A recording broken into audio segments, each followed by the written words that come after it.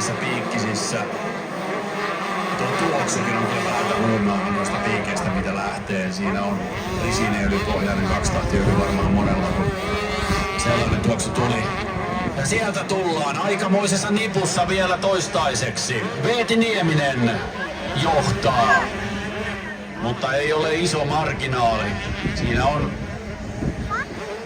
monta pyörää, aika lailla perätoukuria, ei ole pystynyt kiskaisemaan. Veeti Nieminen johtaa, Housutin ottanut Suohautala kakkosena, Matias Kontto